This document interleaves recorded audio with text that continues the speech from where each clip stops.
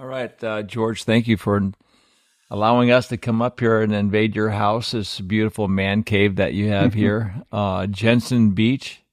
We have so much to talk about. The last time I think I saw you, we did your TV show. We were out there chasing the black-tip spinner sharks, and I'm so disappointed you haven't been back there since. I know. I show you the great game fish in the ocean, and they're flopping around all over the place. You're probably out catching a snook somewhere, right? It's funny. There's so many different options here. It's just one of those things. It's a timing thing, too. Mm-hmm. It's wintertime fishery where they kind of slide up and down the coast, and you time it right. And, we just happen to find them on the perfect time, perfect weather. Right. It's difficult in the wintertime to get out offshore as well.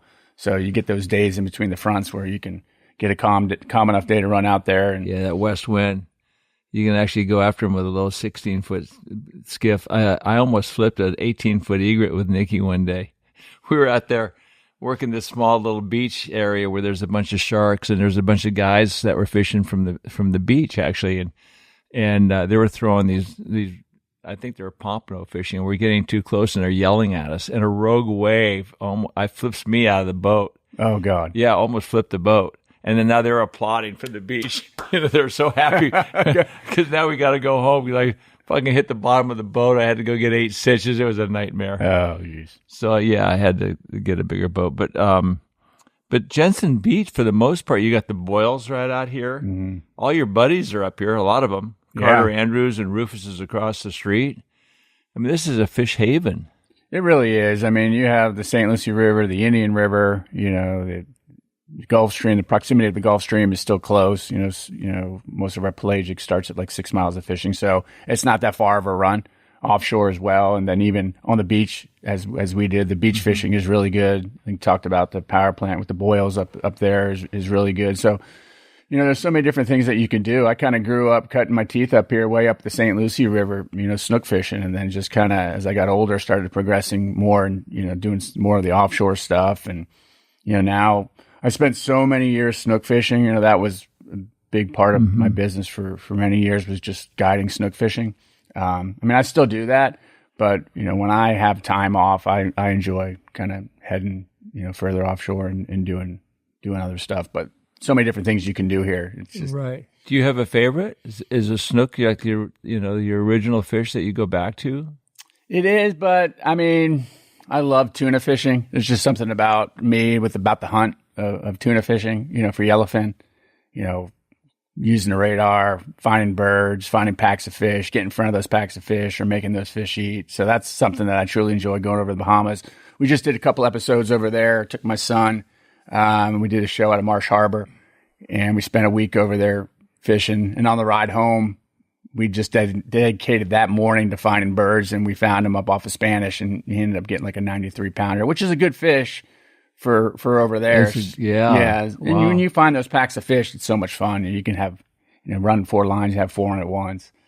It's just something that we don't get to do a lot of. Mm-hmm. It's kind of more of a spring and summer fishery, so I look forward to doing that. The history is shown and told the stories of these great bluefins over the white sand over there, right? Oh, yeah. Is that still happening? Yeah. I heard stories of it, heard stories of them coming across the bank down in Bimini, and speaking like people like Ray Rocher, he would tell me every year, certain times, right, in the springtime, that they would see schools of them even coming, along our coast. And, just happened last year. We were out here fishing, filming some stuff, happened to have a camera crew, and we were in 80 feet of water. And it was funny. I was filming a show, my show, 2 days prior, and we kept getting these big marks on the machine. And I'm like, oh, God, what is that?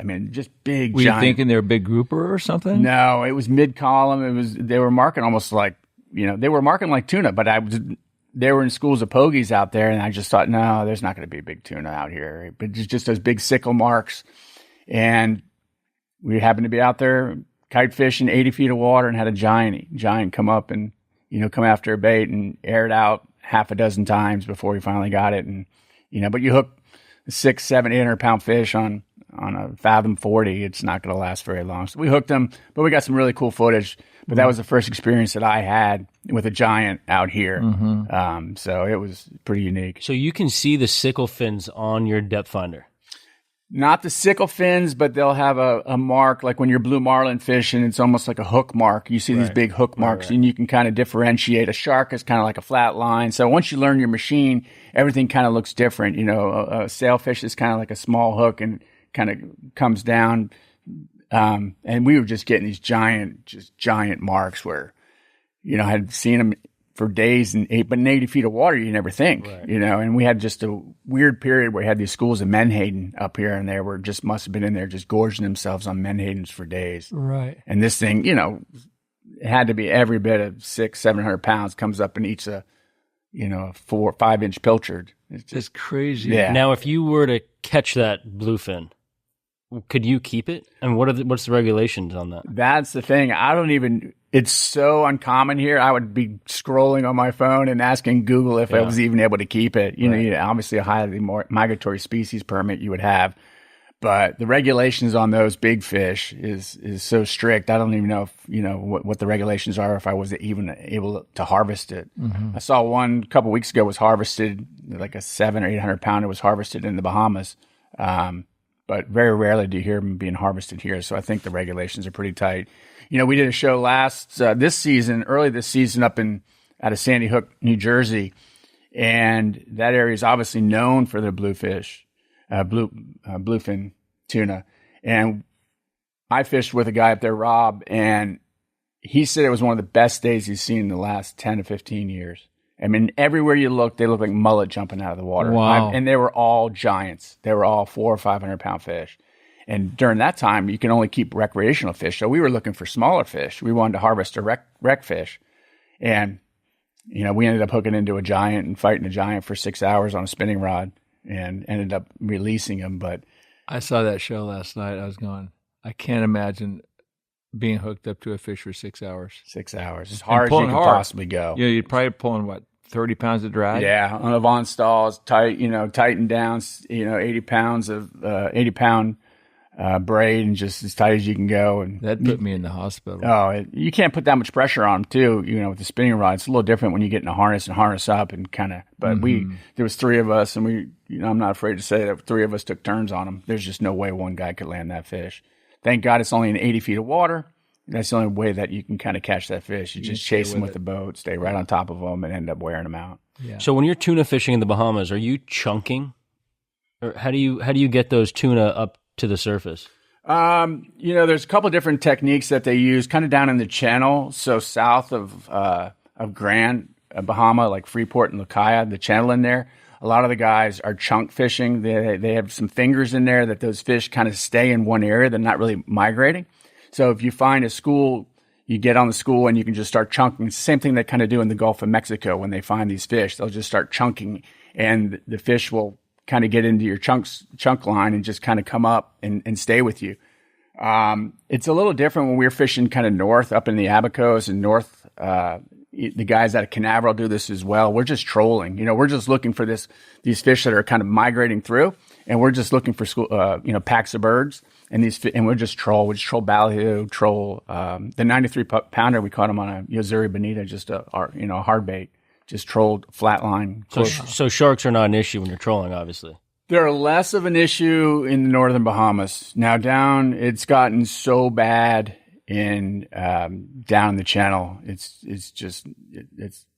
You can't keep 1 out of 10. They're all getting sharked, so it's almost not even worth it. Down in the channel. In the channel, so south of Freeport, where they're chunking that area there. But what about over here also too? The sharks here are so bad. It's one of those things that something obviously has to be done. The guys that are reef fishing. I don't do a lot of reef fishing, but even like our cobia fishing, you can just see the population of cobia just plummet over the last 10 years. So many fish are getting sharked. These guys are sitting there on anchor. They catch a 30-inch fish, and they're trying to reel it in, and the bull sharks are just down there waiting. So they're just feeding sharks all day. Just feeding sharks, and even permit fishing. All these, snook fishing on the wrecks now. The inshore wrecks is a problem. And I've even noticed now, like this year is the first year where I'm losing snook in the inlet to Goliath grouper. There's like a 500-600 pound Goliath sitting there on the detached jetty. You catch a snook and he's just going to come up and steal it from you. So it's, I'm not too versed on the regulations and why we put these regulations in place and the conservation of sharks and even the Goliaths. But at a certain point, you have to have some kind of plan in place to stop. Yeah, but I know, isn't this just a sign of a healthy ocean? Because the sharks really were depleted when the longliners were in Florida. Yeah. Bouncer Smith always spoke about, that when the longliners were in place in South Florida, the sharks were not nearly as bad because those guys were harvesting a lot of the sharks. So from what I hear, it's just a sign of a healthy ocean. Yeah, I don't know the true balance. Like before anybody was involved, again, we may be seeing the pendulum swing back the other way, and I can just kind of correlate it with the cobia fishing and see how bad the cobia fishing is now and some of the reef fishing. Mm-hmm. But you're right, there is a balance. That's what I don't know enough to speak of it that well, but just on the cobia fishing per se, I can say that it's unsustainable. Yeah, it's no sense in going out there and losing every fish to a shark. It's like we're talking about going tuna fishing in the channel. If you go there and you're losing 9 and keeping 1, what's the point? Terrible. What's the point? It's unethical. I think the biggest problem is that they've got accustomed to the boats and the noises. And, for sure. You anchor up on a reef or a wreck and they're already there. I heard, I got to verify it, but I think BTT went to Washington looking for some money to get some scientists to do some shark research. Yeah, it's called the Shark Act, I believe. Yeah. Which would be great. Yeah. But the thing is, it would be also interesting to know, okay, what was it like as far as the shark issue and the biomass? What was it like 50 years ago before the longliners were depleting the shark population? What about when you're snook fishing, in the inlet or the rivers or underneath the bridges? Is that so much of an issue with the sharks? The last couple of years, we started having issues in the inlet with some bulls in the inlet in the summertime. If you sit there and pound on some of the, guys will get in there and beat up on the spawners, and they get accustomed. There's schools of hundreds of snook in the inlet, and you hook one and the bull sharks will come in. There's a lot of bull sharks in the river, especially around the inlet. So I try to make it a point really in the summertime to kind of, if I have somebody that wants to catch a snook or two, we'll go in there and catch 1 or 2 and just kind of leave it, not really beat up on those spawner fish that are in there in the summertime. Again, you have to almost like police yourself, if you will, as you an do. angler. You do. What about these sailfish tournaments that there's a lot of them? Are they losing their billfish to sharks at all? It's funny. We don't really, I don't know if I've ever lost a sailfish up here to a shark, which is strange. I don't know if they don't like the taste of the sails or if they're seeing it someplace else. I just haven't lost. Maybe they're just too fast and a lot of them are on the surface. Yeah. I mean, they'll come up and swim with them. You'll see them around them, but I've never had one attack one or lose one to a shark. So they're very interesting. How'd you come up with Unfathomed for the name of your show? Well, it was funny. I hosted Reel Time Florida Sportsman for over 10 years. I started with the Florida Sportsman magazine doing that. And then that was a great run. I mean, it started out as a web-based show where that was right when the forums were getting popular and Florida Sportsman had a forum, a fishing forum. And Florida Sportsman magazine is based right here in Stewart. So I had a kind of relationship with those guys, and I was active on the forum and I was fishing a lot. And they came to me and said, hey, we'd like to do this web-based show. Are you interested? And it started out with just my producer, Kevin Brothers, and I just hopping in the car every other week and doing like a 10-minute video and just travel around the state of Florida. And a year or two into it, the magazine got bought by the network. The network needed some content, and our show got moved over to the network. And that was which is outdoor. At that point, it was the Sportsman's Channel. They also owned the Outdoor Network and the World Fishing Network. And to me, I grew up watching Jose and Flip, and it was like my dream come true. I was like, oh my God, I've made it. Did you always want to have your own show? It wasn't even on my radar. It was like, I never thought like this is possible. Right. I had friends that'd be like, oh, you should do this. And I'm like, no, there's no way possible. I was working at the hospital. I was an emergency room nurse. I was working at the hospital. I was guiding and I was doing the television show all at the same time. And I had 2 young kids at home and, trying to balance all of that. And I did that for 10 years with Reel Time, and it was an amazing opportunity to travel around the state and pretty much do everything in the state of Florida. But the problem got to where I wanted to do more. I was kind of running out of things to do. I've done it all in the state of Florida. And with it being a Florida-based magazine, it was kind of limited to staying in Florida. And I wanted to kind of go out and do other things. And then just wanted a little more creativity. And I just decided, I think we're going on our 8th season, where I just said, hey, look, I want to do something on my own. I had good relationships with all the sponsors, and I had the ability.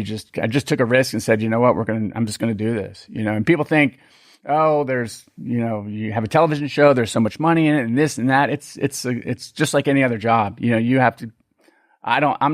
People don't understand this. I buy airtime. Right. I have to go out and buy this airtime for my show to be on the network. They're not paying me. I'm paying them, which seems like counterintuitive. Then you got to go sell your advertising. And then you got to go sell your advertisement. Then you got to go make a great show so that people want to see it on the air again the following year. Yeah. And then you got to pay a producer and camera guys and travel and expenses. It's a real business. It's a lot to it. And I'm just fortunate that I've been with the same production team, Colorblind Media, and we had a great relationship.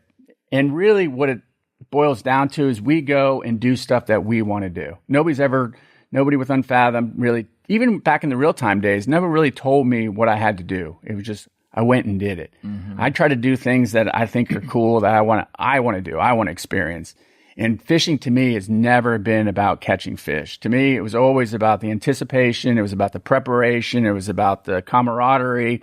The fish was just like, it was just, I don't know, it was almost an afterthought. Even guiding today, when people call me and go, hey, I want to come and I want to catch a keeper snook and I want to bring it home and I want to eat it. I'm like, this is not the client for me. I want the guy that wants to go out there and wants to have the experience of catching the fish and not just the end goal of catching one, killing one, and eating one. Right. To me, even the show is the same way. Our show is not so much just about the fish. It's about the travel. It's about the destination. It's about the adventure. And those are the kind of trips that I enjoy doing. Mm-hmm. It's amazing how many people out there thinking that you're doing a disservice to the fish by letting them go. We really should be catching and eating them. Yeah. So there's kind of an oxymoron there, doing a disservice, but yet you're killing it. Yeah. Right? And I have the attitude, well, we're just exercising them.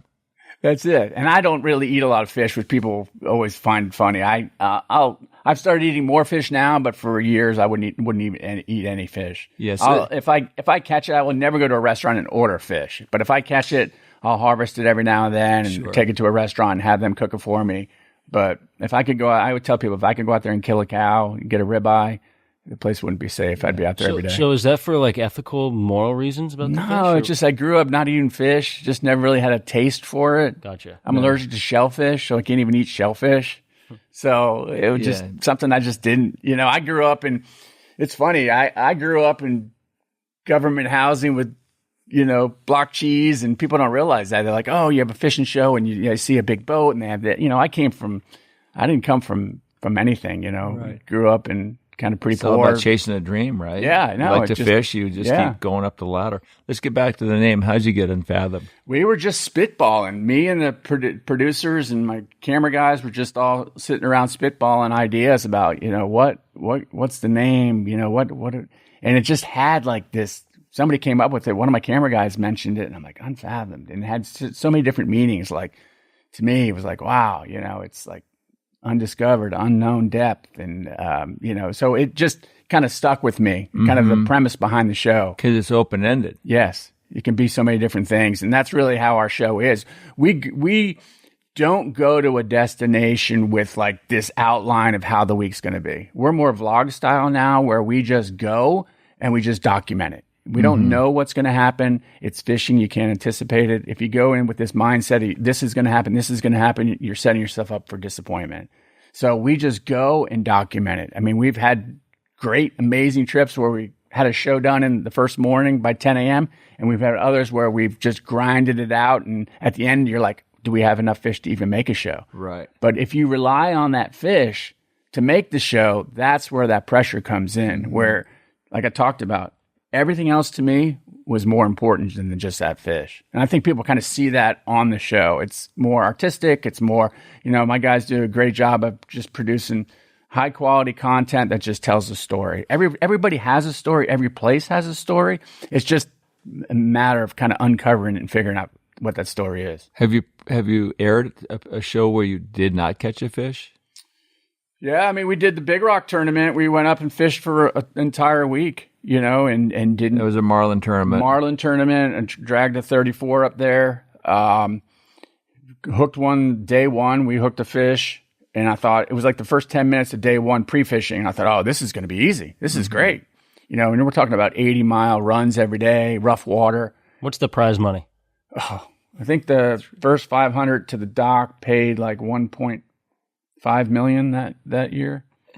Yeah, so it's a real tournament. Yeah, how many boats? Hundreds, 300, I think, somewhere around 300. And you got to think people don't understand. You're 30, 50,000 into it, just at the bottom end of it for entry fees, a week of expenses, fuel. Right. At the minimum, that's where you're in it. And you're fishing against the best in the world. The best in the best. World. The best with sonar. What made you think you had a chance? Exactly. I didn't even think I had a chance. I brought some really good friends. I brought some really good friends that are really good. The same guys that came up with me, my buddy, they just won the Bermuda tournament last week and won $350,000. They'd never been to Bermuda, went up there and won it. So you just never know. And that's the great thing about fishing. And I think that's the lure of it. You don't know. You can just go somewhere. You can just get lucky. You can make the right turn on the right fish on the right time with the right bait and, become a hero. Have you ever heard of the quote by John Buchanan? I think he wrote this in the 1800s, later in the 1800s. It's the charm of fishing is the pursuit of what is elusive but obtainable, a perpetual series of occasions for hope. That's it. Right? Yeah, it is. I mean, that's what fishing is all about. You got to have skill, but if you don't have luck or hope, you have no chance. And it's one bite, right? In that tournament. One bite. One bite, one turn on the right fish, and you become a millionaire. Yeah. What makes these great bill fishermen so good? It's just the best ones. It's like I just fished a tournament with Ray Rocher. Have you done a podcast with Ray? Yes. Just a lot of that has to do with bait, right? In Ray's world, yes, but because he's a live baiterman. But then on the dead bait guys, it's dead bait. Lure fishermen, it's the lure. But it's a mindset. It's thinking things.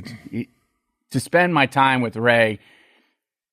He's just like a savant, and he's so willing to share his information. I think that's what makes him so good. Like exactly he doesn't, has these different mates that are always working for him, and most guys would be protective of their information because they fear like this is the future competition. You never see that in Ray, and I think that's the important thing. What do we have? Like if Ray were never to share that information, when he's gone, there's nothing left. But the way he does it, he shares all the information, and there's going to be hundreds of Rays out there, which I think is important, for the future. To me, you have to share that information, his willingness to share. But he thinks so much differently about fishing. He breaks it down and just understands what the fish are doing, the direction that they're swimming, the way the bait moves, and the way the bait sits in the water. It's just, I spent a week with him fishing down the Reef Cup, and it was just amazing to watch. And we went down there with a team that never fished together on our brand new 44 came as Capt, which just came from the factory, never really even fished it. And we tied for third, but got fourth on time out of some of the best fishermen in South Florida. So how much did that have to do with Ray? It had everything to do with Ray. Yeah. Everything to do with Ray, his mate, Ben. We had some good anglers on the boat, which of course you need, but positioning that boat, putting you in front of the fish and understanding where those fish are going, it's amazing. I just love fishing with people like that. And that's the great thing about my job. And the great thing about filming is the ability to travel around and get a little something from everybody. Mm-hmm. You can fish with somebody that, I always tell people, I am not the best angler. I'm far from the best fisherman. I don't ever claim to be a great fisherman. I just have an awesome ability to go to cool places and do cool things with cool people and try to learn a little bit something from everybody. How come you're not a great fisherman? You're a great athlete. You've got great eyes. I just don't. Or you're talking about what Ray is seeing in the water. You're talking about being a great guide. Because there's a big difference. It's all encompassing. Well, yeah, I don't think so, because I don't think I'm a great guide, but I'm a great fisherman. Right, but But like the best fly, Like what I'm asking you. the best fly fishermen we know are incredible spin fishermen. For sure. You know, But that's what I'm asking here. When you say I'm not a great fisherman, does that mean I'm not a great guide to be able to do what Ray does? No, I think I'm a better guide. I'm better at showing people. I mean, I'm a good fisherman, right? But I fish with some of the best, and to see the best and try to put yourself in, some of my buddies that I go and billfish with, I'm like, there's no way. Like they're just, or I go down to Guatemala and watch the mates handle a cockpit, and I'm like, I can't do that. Like all day long, just never stop. And rigging baits and the way they rig baits, they'll rig a bait down there. Valley looks alive. You're like, how in the world do you get that thing to swim like that? So you're speaking when you say I'm not that as great. I'm not a great fisherman. That's what you're talking about. I'm comparing myself to the whole spectrum. Yeah. Of an offshore. But that's the thing too. See, I don't do one thing. If I were to say, if somebody were to say, well, okay, I think I'm a really good snook fisherman. If I were to say, what are you really good at? I'm good at snook fishing. Like I can hold my own snook fishing probably against some of the best. But I do a little bit of everything. I try to fly fish, which I'm terrible at. I'll snook fish. I'll go offshore. I'll mahi or sailfish or go marlin fishing. We do everything. We don't stick to one thing. We do everything. So it's hard to be great at everything. You see these guys that are really good focus on one thing. It's hard to be great at everything, but if you want to be really, really good, you kind of focus and narrow down. And people like Ray. Ray's a great sail fisherman. Can he take that same information, go someplace else and target something else? Yes. But he's at the top of his game at sail fishing. And he's so kind and humble and soft-spoken. He's not an arrogant. Right. And you would ask him, hey, do you think you're one of the best sail fishermen in the world? He'd go, no. Yeah. No. But he knows he is. That's how modest he is. Well, he knows he is. Otherwise, how does he win so much? Yeah. You have to stay humble, though. In this game, in this sport, in this job, humility is your friend. As soon as you get cocky, as soon as you act arrogant, people see through that, and it just turns people off. It's pretty ugly. Yeah. Especially in the saltwater world. It's really funny that if you see a bass fisherman, Kevin Van Dam, or any of these real high-profile guys, if you go to a bass event, people will line up 100 deep to sit there and get an autograph it's with amazing, that guy. Right? It's like NASCAR. They just have their fans, the fan base, and people love them and they follow them. Now, you take the same person with the same kind of popularity in the saltwater side of it, you take them to the biggest show and you put them there, people will walk by you, they know you, but they won't say anything to you. I have more times where people have come up to me, the wives have come up to me and go, my husband, he watches your show, but he didn't want to say anything. Because there's this ego in saltwater that you don't really have in freshwater. It's interesting to kind of how it plays out. Yeah. That is interesting. George, I want to go back to your first show, Reel Time with Florida Sportsman. I first discovered you like 15 years ago because I used to look at the forums. And what's really cool about your show was that you basically looked at the forum and said, you were checking out who had the hot bite, right? And you would go and fish with them. And a lot of the times they weren't professional guides. They were teachers or whoever. And you would go with these guys that have a day job and you're on their boat and they're taking you to their spot in the hot bite. I thought that concept was extremely cool. Not going with someone who's, I know this is my spot, blah, blah, blah. A professional. Yeah. Yeah, and it was very refreshing to see the organic, like, I just met you, here's what I have to show, this is the hot bite. It was very out of the box. And so that was not your idea. That was the Florida Sportsman. Yeah, that was Blair Wickstrom, the publisher of the magazine at the time. That was his concept. Yeah. And I just kind of got put into that. I think we helped kind of develop it into what it was. I think it turned into something pretty magical. Like you said, it gave everybody the opportunity to become a star in their own rights. And highlight just a regular guy. Right. And that's all, I think that's what we all want. Like that ability to be like, oh, I'm somebody, all of a sudden, wow, I'm on television. When I was a kid, if somebody would said, hey, you're going to be on a television show, a fishing show, it's like, that's what I dreamt of. Just never thought it was going to come true, like you said. But you never knew what you got. I've been to places where, I have crazy stories where, we were filming halfway through, the guy had been drinking so much alcohol, and the guy was an alcoholic, and he had to have the next drink, and he couldn't. He just left the show. Like midway through the show, had to stop and just leave. Go lay down somewhere. He just left. He left us. Halfway through the first day, he just left us. He's like, I got to go. He made up an excuse. And you're like, what in the world? And he was gone. Yeah, that's very interesting because you don't know who these individuals are. You never knew what you were going to get. You had Even no like idea. a liar. Like he could have been They a could liar have made because them they want look to be on so TV. good on the forum back in the day. Yes. You know, they could have been the one fish they ever caught. And it was so often that we would go to these places and I would have to take my techniques or my knowledge and kind of utilize it in their place, which was kind of cool. You know, just show me the fish. I always say, just like, show me where they're at. Let me, you know, and then I'll figure out how to catch them. Mm-hmm. So often that was the case. But they were not great.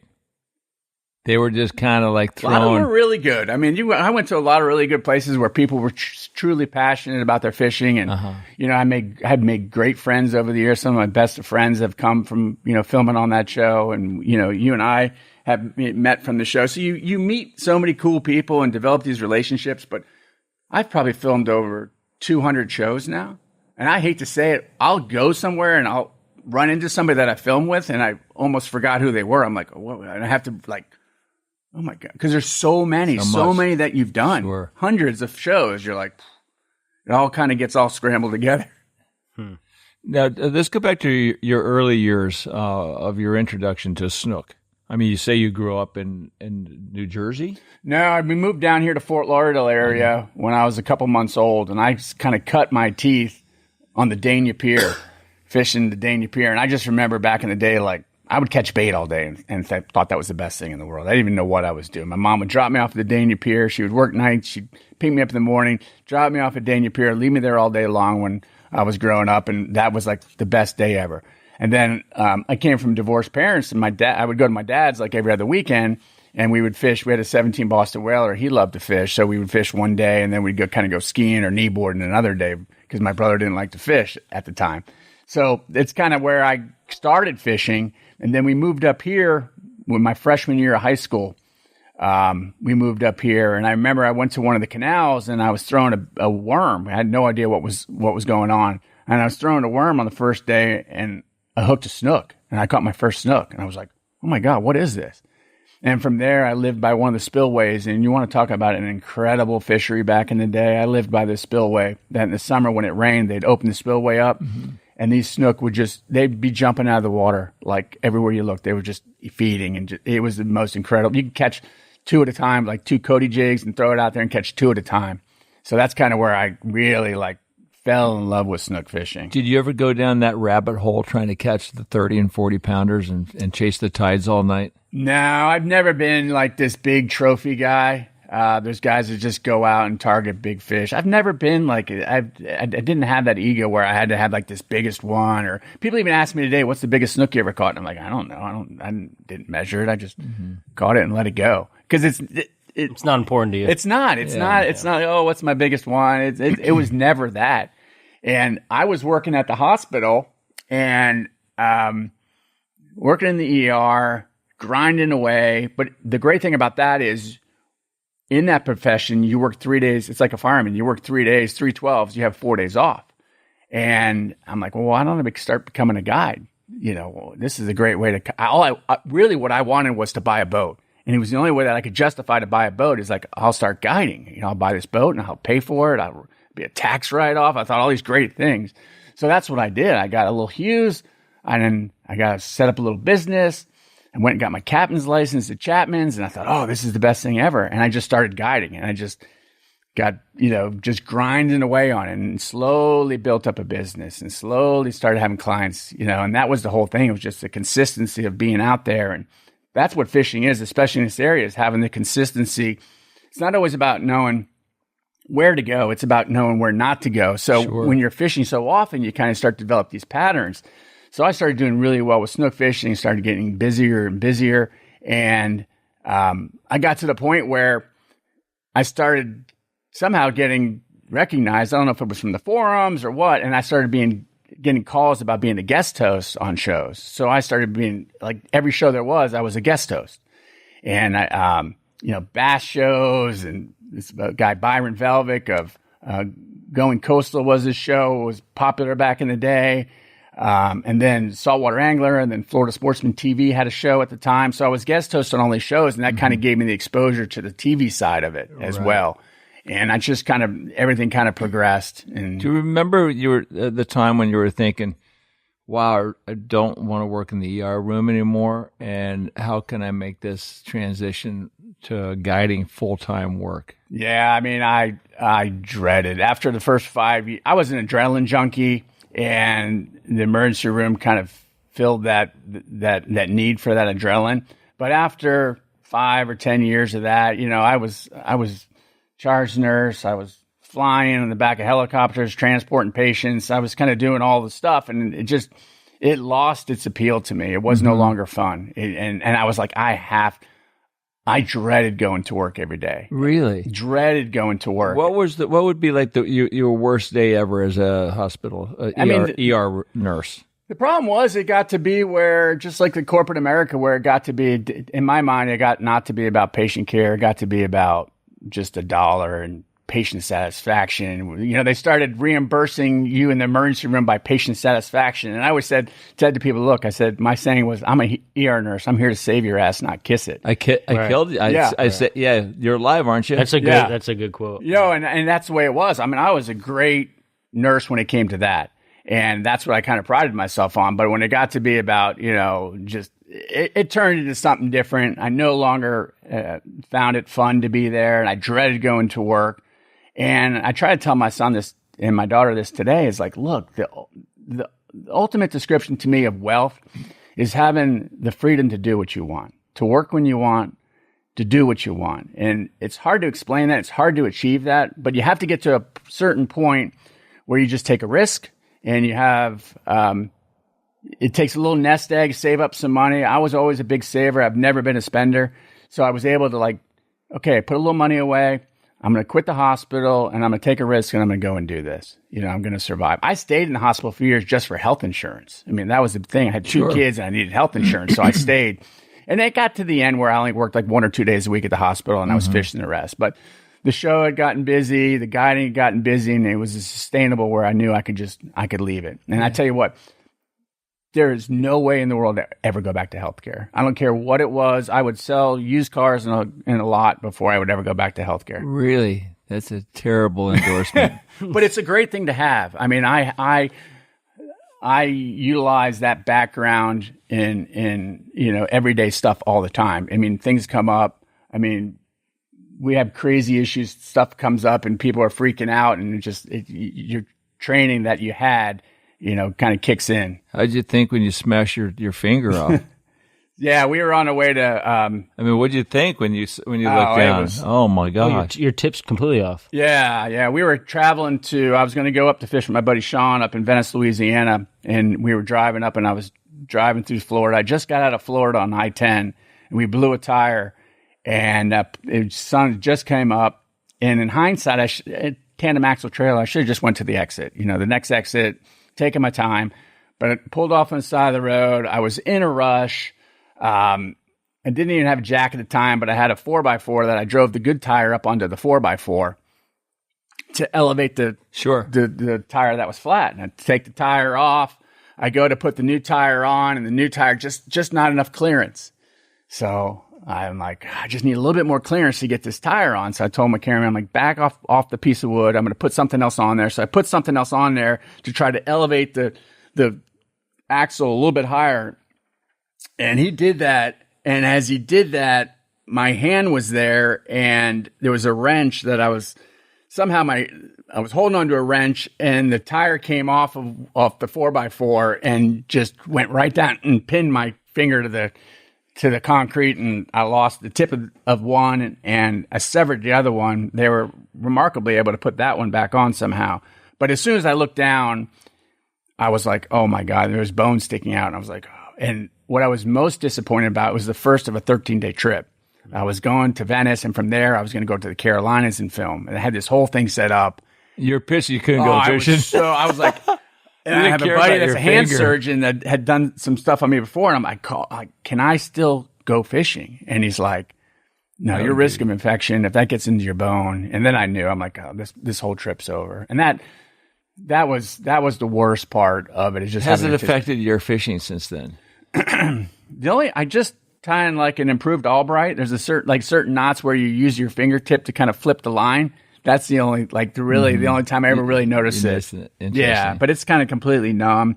And the amazing thing is I drove home 10 hours. I wrapped it up and just drove home 10 hours with it that way. It didn't even hurt. People were like, "Oh, it didn't even hurt." Mm-hmm. It didn't hurt I didn't have surgery till 2 days later. It didn't even bother me at all. I slept at night without even Tylenol or Motrin. It was fine. But after the surgery, that thing hurt. Wow. What about the sensitivity? Because I've always heard that you can get, like, people say, they get phantom pain, but I don't have anything. It's just kind of numb. It's just like, it just feels numb on the tip. Mm-hmm. Yeah. And I still have like a little joint there so I can still bend the tip a little bit, but it's kind of weird. I mean, I saw one the other day where a guy has like tattooed his fingernails on there. My girlfriend's like, "Would you do that?" And I'm like, "No, I would lose a bar story. It's a great story." What was the worst thing you saw in the emergency room? I can only imagine. Oh God. Yeah, there was so many bad things. I mean, I remember one morning I came in and we had a terrible motor vehicle accident where a family, there was two brothers, and there was actually three brothers, and they were in two separate cars, and they were coming home, and they were racing home, and they were coming from different directions, and they both went through a four-way, and they didn't stop, and they crashed into each other. Two of them got killed, and one of them got paralyzed. And it was like, and I remember that moment of seeing a parent, the pain of a parent at that time. Until you have children, at the time I didn't have children. And I think that's another thing. My ex-wife, she got sick, and then I had kids. And then when something like that happens to you and you start to put yourself in that position, we'd have pediatric traumas, and it wouldn't bother me. I'm like, why is everybody crying? Because I didn't have kids. But once you have kids and bad things happen to kids, then you start to say, oh, that could be my kid. Right. I was always able to separate myself. But then when I had kids, I found it more difficult to do that. Mm-hmm. But, I had patients that have had one guy that took his baby in a car seat, his girlfriend's baby in a car seat, threw it in the pool, drowned the baby, then pulled the baby out, and then acted like he didn't want. He sat there and cried over the baby, but he was the one that killed it, and we're sitting there for an hour trying to revive the baby. But oh my God, yeah. So there's so many bad things. I mean, I can't. That's probably one of the reasons why you wanted to get out of the healthcare. But I tell you what, one of the most interesting stories that I had was when I was fishing, and the emergency. It was like one of those things that you're just in the right place at the right time with the right training. So I was fishing the 10-cent bridge, which is our big Evans Curry bridge over here. And I had clients of mine in from Texas, this guy Eric with two of his boys, younger boys. One was maybe 6, 7. The other one was a young teenager. And we had snook fished all day. And we were snook fishing the bridge. And the way you position yourself on the bridge is you float your bait right back to the concrete piling. So I'm set up in the current with trolling motor right up against the bridge. I can see everywhere. I can see everything except due south of me because the bridge is right here and I can't see due south of me. Everywhere else, I have a pretty good peripheral. Obviously, there's some pilings I can't see. And we're at the end of the day, and all of a sudden we hear this brake screeching and hear a car crash up on top of the bridge. We're like, oh, that was weird. And like 20 seconds later, we hear something hit the water. Splash. And I'm like, wow, that was... Looking around, but see nothing. But we knew we heard something hit the water. Looking around like, what in the world was that? And I sat there, and like 15 seconds goes by and 30 seconds goes by. And I'm like, you know what? I said, it was at the end of the day. I'm like, just pick your lines up, guys. Let's just go see what that was. It's time to call it anyway. Let's just go see what that was. So the nose of the boat is right into the current. And as soon as I took the trolling motor off a spot lock and I turned the nose to where I could see to the south, all I see was a hand and a foot floating in the water. Oh my God. Just barely out of the water. I just see a hand and a foot. And at this point, it's drifting away from me. And it's probably 75 yards from me and just drifting away from me. And I'm like, oh my God, that was a person. So I'm like, hang on. I start the boat up. Trolling motor's still in the water. And I just punch it. The nose of the boat comes up and I just kind of plow through the water. And I pull alongside and I throw it in neutral and slide alongside this person and grab their hand. And at this point, I could just see it's a girl, and her eyes are like open, unconscious, but open underwater, and just, underwater, but just her hand. And I tell my client, help me grab her, grab her, pick her up, throw her onto the back of the boat, right? Now she's frothing at the mouth, blood out of her mouth. And I'm like, I cannot do CPR. There's blood everywhere. I'm like, man, I find it difficult to do CPR right now. But I had just taken a freediving course where they teach you when you first drown, you don't take a breath. You pass out. Like when you are underwater, you pass out, and then it's minutes go by and you take this last agonal breath where you suck the water in. And if you find somebody when they first drown, if you pull them to the surface, they have an innate desire to breathe, and you can just tap on their cheek or blow on their cheek, and it stimulates them to breathe. So I'm like, so I pull her out of the water. She's sitting there, and I just start slapping her on the face, and sure as shit, she takes a breath. And I'm like, oh my God, she starts breathing. And she takes a breath, and I'm like, clear her, lay her on her side in like a recovery position. She's kind of clear her mouth, and she starts breathing. And I tell my client, I'm like, look, get on the phone, call 911. Tell them to meet us at Sanskrit Park. He packages everything up. I'm on top of her. I'm start talking to her. She starts moaning. A couple minutes goes by as we're getting everything ready to go. He starts hauling ass towards Sanskrit Park. I'm cradled on top of her, and she starts moaning, and all she starts saying is, let me die, let me die. And I'm like, oh, no. I'm like, honey, you're not going to die. You're not going to die. Let me die, let me die. Haul ass back to Sanskrit Park. As we're pulling into the boat ramp, she's more aroused now. She's trying to start moving around, kind of fighting me a little bit. I'm trying to hold her. I don't know what kind of injury she has.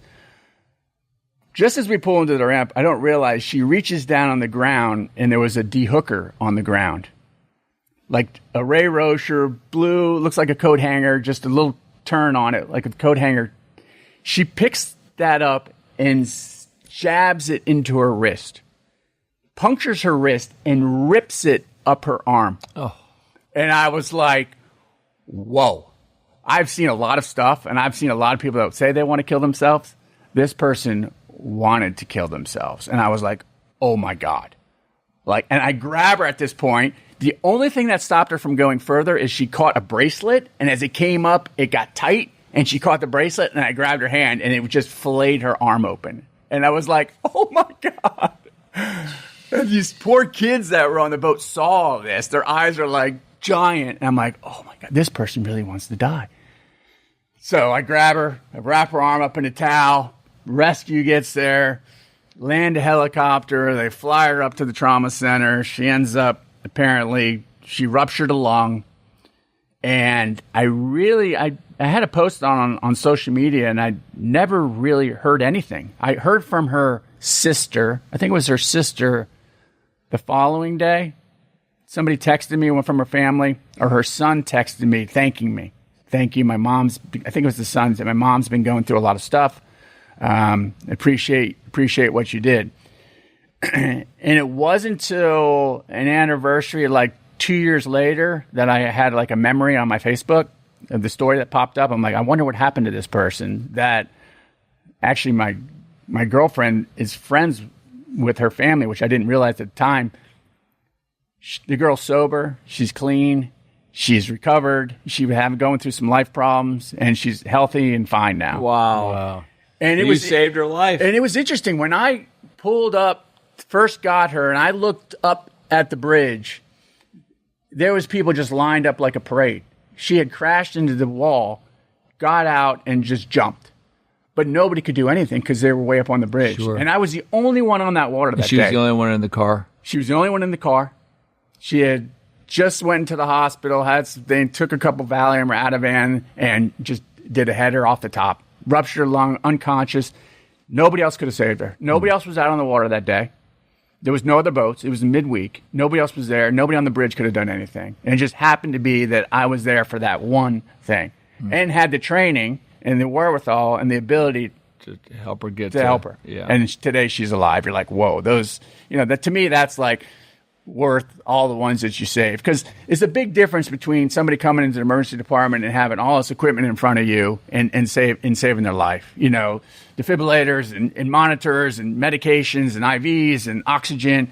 When you're out on the street and something bad happens, It's all you. You don't. It's a totally different world. Yeah. So you take that knowledge, you know, no matter where I go. You know, even now when I travel abroad and go to Guatemala all the time. I'll pack a med kit. You know, I'll pack things that I say, hey, if something bad happens, what do I need? You know, I'm going to Bolivia soon. You got to give me a list. You're gonna good stuff. You're gonna die down there, dude. You're too old. There's too many bugs. I got a yellow fever shot, and that almost killed me. Oh, man. How often do you think about that woman? Yeah, I do. I mean, when I think, when you think your life, things are tough and things are bad, you realize those kind of situations, like, whoa, what did it take for that person to do that? How bad was their life? How many years was it bad? Yeah, and what did it take? You know, I had a really, really, really good friend that was a guest host on my show, Andy Tasker. He was on the cover of Florida Sportsman magazine, and this kid lived for fishing, and like you talked about, he was like one of the best snook fishermen I ever knew. He was so singularly focused on snook fishing. It was like catching big snook, but it was obsessive to him. And one day he just ended up taking his life, you know, and it was just, nobody knew it, and just left a note behind and thanked me, you know, for having him on the show and fulfilling a dream of his. But he even said that, you know, that's something that he thought about his whole life. From the time he was little, he thought about it. So you just wonder. You hear that once in a while, people that are really high profile people in the outdoor space, all of a sudden they're gone. I think the Kuyu owner? The Kuyu founder, Jason Harrison. Yeah, but he had major CTE. He was a football player. Yeah. Sad. Yeah, they get so singularly focused on one thing. And it was always, to me, it was like, you got to have something else in your life. To me, it's always a balance. Like, I love fishing, but about 9 years ago, I found jiu-jitsu. And to me, that was probably the best thing that ever happened to me, because I needed something away from fishing. I needed something totally different. Something more. Something that just, there's nothing like being on a mat for 5 minutes with somebody trying to kill you that you think about nothing but trying to survive. So to be able to shut your brain off to everything else in the outside world, it's probably like you when you were skiing. When you're heading downhill at 60 miles an hour, you're not thinking about the bills that are due or the problems in your life. Right. You're thinking about getting to the bottom alive. Right. And that's what jiu-jitsu does for me today. So I'll go. I mean, now I train all the time. It's like, it's my thing. That's what, even when I travel on the road, I'll bring my gi with me and I just stop somewhere, and such a accepting community that you can go anywhere and do it. Also, too, I think that, having a TV show is different than just going fishing. It's a real business. Yeah. So it gives you a form other than fishing to go express yourself in some other way. Because I think that if you have a TV show, that could get just as stressful as having a real job, possibly even more so, because look at what having a TV show entails. Yeah. Right? Now you got to go find somebody if the industry is having a tough time. Like we have ICAST this week. Yeah, we're all getting ready. We got to go make some money this week. Yeah, people don't realize that. Tomorrow ICAST, tomorrow ICAST starts, and even today I have my first meetings, ahead of time, that as soon as this podcast is done, I'm in Orlando, and I'm in Orlando for the rest of the week, and I'm in meetings every 30 minutes. And I'm not there just saying hi. I'm asking for money for people that are retracting. When I'm asking for more, they're retracting because, the industry ebbs and flows, and there's good times and there's bad times. So like you said, there is a lot of stress. It's a very stressful week where I'm selling this show for the rest of the year. I don't know if I'm going to have a show next year until the end of this week. There's the only way that I make this is through sponsorship. But at the same time, that's where you kind of rely on those relationship that you built over the years. I know you're sponsored by Yeti now, and I'm a Yeti ambassador, and I was the Yeti ambassador from the very beginning when the brothers owned it. And the relationship that I have with them is, we were on an ambassador meeting, and one of the first things they said to us was, listen, you're a Yeti ambassador now, expect to be a Yeti ambassador your whole life. It's not something that we renew. You're part of this organization. You don't find that in many companies. Did they come to you, or did you go to them for the initial conversation to become a Yeti ambassador? I initially was blessed enough to have that relationship through Florida Sportsman because they were advertising with Florida Sportsman. They advertised on the show. I developed a relationship, but I fostered that relationship and built that relationship and was able to become an ambassador. And to me, that's like one of the big ones. To me, I know what that means. It's like, to me, it was always a big one, but I was like one of the OGs, like back in the day. And, now they have some of the best in the world at what they do, Sure. and I'm kind of proud, but I have some of the best sponsors in the industry, Mercury and Camus Boats and just Pure Fishing, which is Penn, and just a lot of great sponsors, but it's about doing what you say, saying what you do, staying true to yourself. And I think that's a big thing too. I think that this industry is getting so overwhelmed with these influencers. And I think Carter Andrews said it best to me, another show host. He said, there's a difference between an influencer and an expert. An influencer has 100,000 followers and an expert has 100,000 hours on the water. And there's a big difference, and we're getting all that mixed up. We see these people on social media, and we're taking our advice from them. Are they great? Are they great at what they do? Or should we even be getting advice from them? Are they doing it ethically? Are they doing it morally? I mean, there's so many things out there that I'm seeing now. I'm like, how are we even supporting these people by the way the techniques that they're using, or how they're treating these fish, or how they're handling these fish? So it's a kind of a strange time where, it matters how many more followers you have than the history that you have, or like the accolades that you have with tournament fishing, and like how important that is. You're the best tarpon fisherman, the fly fisherman in the world. That should mean more than how many followers I have on Instagram or Facebook. We're kind of forgetting that. So hopefully this pendulum kind of swings just like everything else. I hope it swings back and they understand, who's true. Who is really the people that we should be supporting? Who are the ones that, who are the ones that are helping us sell our product? At the end of the day, it's a return on investment. We have to help turn things into sales. But hopefully these kids nowadays are not just relying on all these YouTubers and Instagrammers to kind of get their content from. Amen. Are people watching TV shows? I know that, look, the print industry kind of died, right? Yeah. Not a lot of people, but I still like looking at it. I like having a magazine in my hand, Sometimes I like having a newspaper. But is the trend starting to fall now with people watching TV shows as well as like print? I think what has happened is at one point, there was one way to get your media. You might lose sponsors here. There was one or two ways. There was print and there was traditional linear television. And then all of a sudden that changed. And that pie started to get divided up amongst many different ways to deliver your content. And what we do now, and I think what the important thing to do, is to hit every level of the water column. I don't know if it's linear television. I don't know if it's digital. I don't know if it's streaming. I don't know if it's fast TV. I don't know if it's print. I don't know if it's social media. I don't know if it's Instagram or Facebook or YouTube. I think the point is to get the content out there every different way, because there's people that still like to turn on the television every Saturday morning, like I did as a kid, and turn on, 10 a.m., 11 a.m. in the morning on Saturday and watch a Saltwater show. I lived for that. Mm-hmm. But at the same time, my dad's watching YouTube now, so our shows are available on the Outdoor Channel. We stream. We're on the Outdoor Channel. They have a streaming MOTV. They have a streaming way as well. Game and Fish has a streaming platform. You can watch it on all these different other streaming devices. We're on YouTube. All our shows goes onto YouTube, and then we're put short content out onto Instagram and Facebook as well. It's just a matter. I think it's a matter of producing high quality content and giving that to the sponsors and letting them kind of disseminate it and use it the way they want to. Mm-hmm. I mean, I've had sponsors say to me, look, we're going to support you whether you have a fishing show or not, because you're a content creator. You're creating good, high quality content. And maybe at one day, the long content, the 23-minute shows go to the wayside, and it's all back to digital, almost where I started on the web and just doing short-based content. Mm-hmm. I don't know, but right now, that's kind of our anchor, and we just kind of hit everything else as well. Right.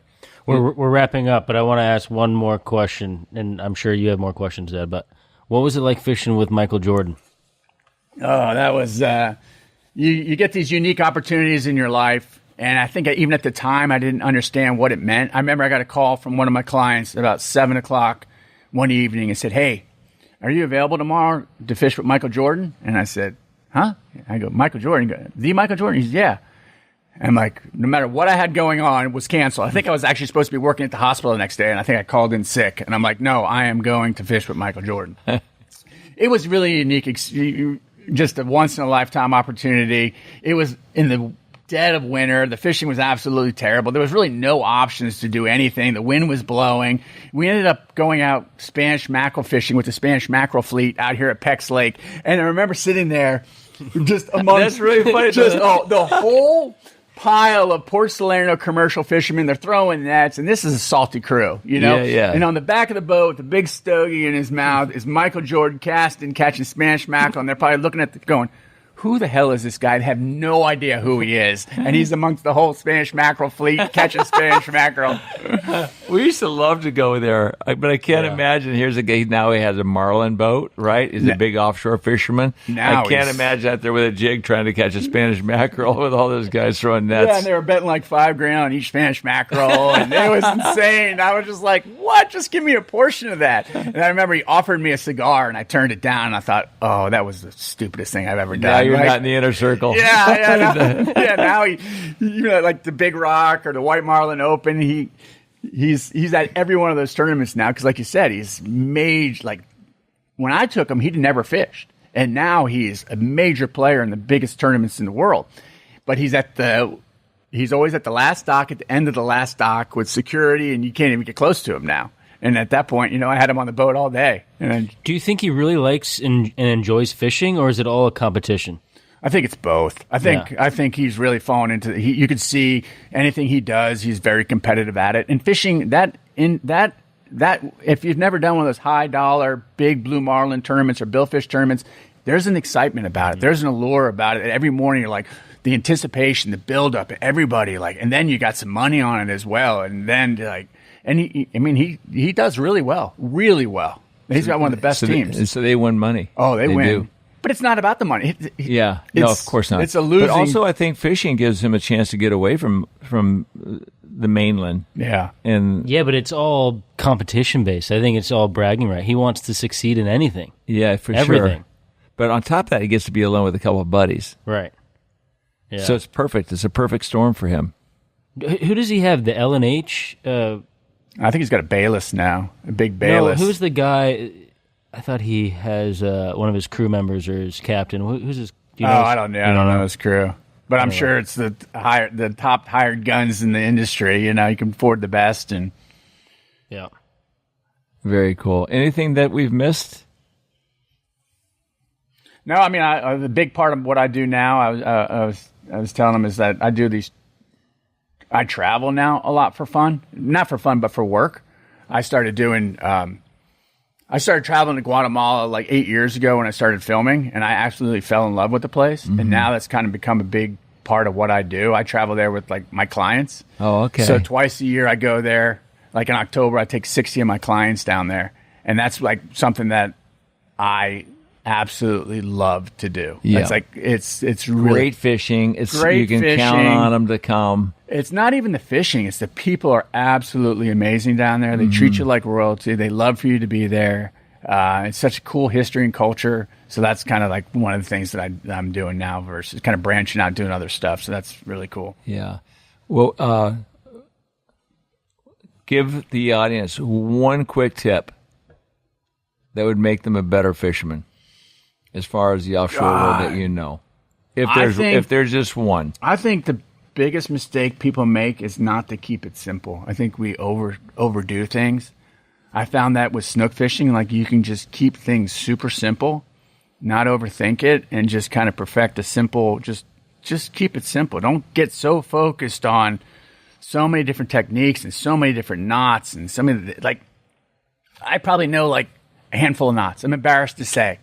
I would have to look up some of the stuff that these people are tying. I don't even tie.